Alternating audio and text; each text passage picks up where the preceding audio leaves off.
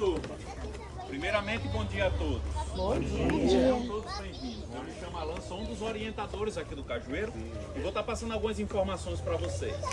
Primeiro, a idade do Cajueiro, gente. Hoje ele está com a idade aproximada em 136 anos. Um levantamento feito com os moradores mais antigos da região.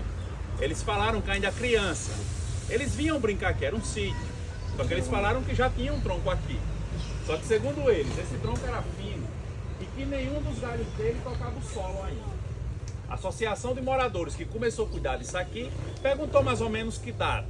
E eles falaram ali por volta de 1888. Eles começaram a se basear por essa data, para poder aproximar uma idade.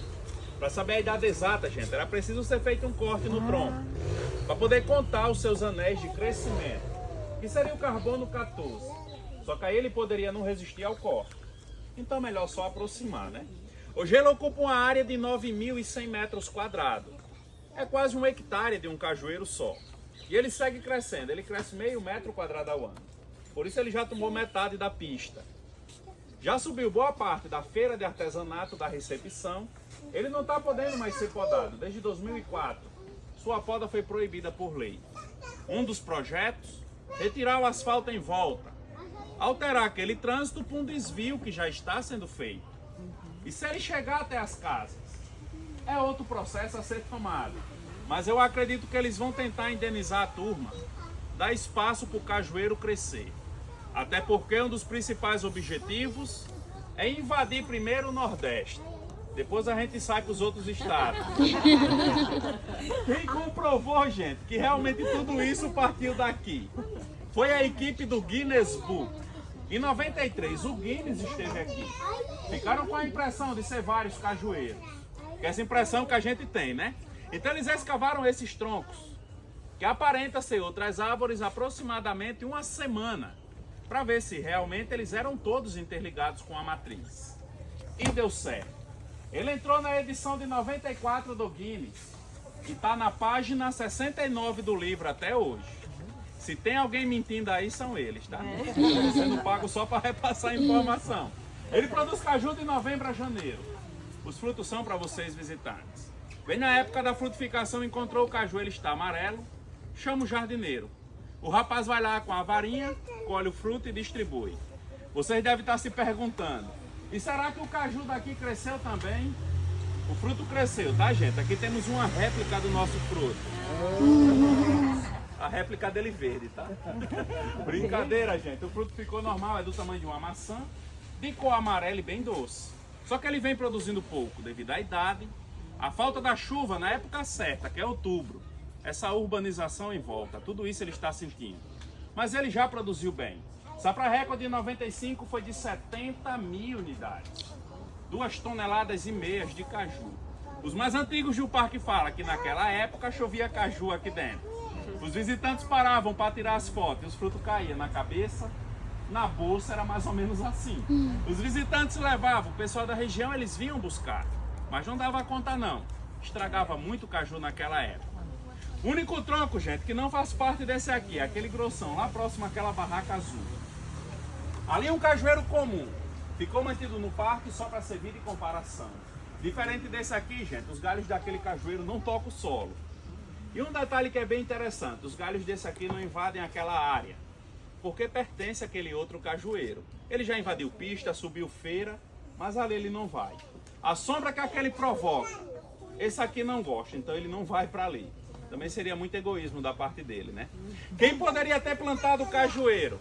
Temos duas versões de plantadores, as que a gente mais acredita. A primeira é um senhor. Aqui era um sítio que pertencia a ele, chamado de Luiz Inácio de Oliveira. Moradores da região falam que esse senhor quem plantou essa semente na propriedade dele. Só que ele vendeu isso aqui sem saber que ele tinha o maior cajueiro do mundo. Ele vendeu para um amigo, Silvio Pedrosa, que se tornou prefeito de Natal, depois governador. Segundo informações, ele teria doado a área para a comunidade. Só que naquela época não foi doado o maior cajueiro do mundo. Foi doado o cajueiro polvo. Se vocês observarem o tronco principal, ele parece com o molusco, seus tentáculos. Ele só se tornou o maior do mundo quando o Guinness comprovou. Outra versão de plantador, gente. Temos uma réplica de um roedor aqui embaixo. está representando a cutia. Só que aqui o artesão ele se empolgou um pouco, ele fez quase uma capivara. A cutia é bem menor que isso aqui, tá, gente? Ela se alimenta da castanha do caju. Só que para se alimentar, o animal ele costuma enterrar, para perder uma concentração de ácido que tem na casca. Esse ácido em contato com a pele, queima. Dependendo da quantidade, chega a provocar queimaduras até de 2º grau. Então o animal, sabendo disso, enterra. Depois de alguns dias, eles retornam e se alimentam das sementes, assim não tendo mais o perigo de se queimar.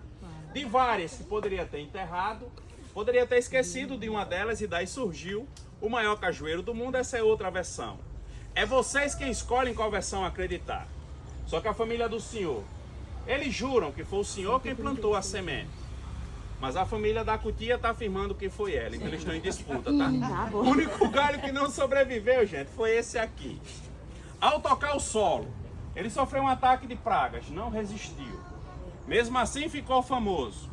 Como ele é o único que não desenvolveu, a gente do parque batizou o mesmo de salário mínimo brasileiro, porque ele é o único que não desenvolveu, né?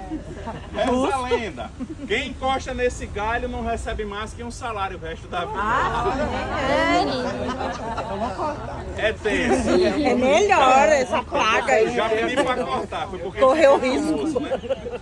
Lado bom dessa informação, que vocês estão sendo avisados. O lado ruim, quando me falaram isso, eu já tinha 5 anos aqui no parque. Aqui vai ter uma área, gente, que vocês vão poder caminhar e ter um pouco da noção da área que o cajueiro ocupa. Tem que ter bastante cuidado para não se perder. Uma vez um casal se perdeu. Quando encontramos, não era mais o casal e sim uma família. Lá próximo da recepção vai ter o nosso mirante. Vocês vão subir a escada. De lá vão poder ver 80% da copa, uma pequena parte do mar de Pirangi. Dependendo do teor alcoólico, poderão ver golfinhos também.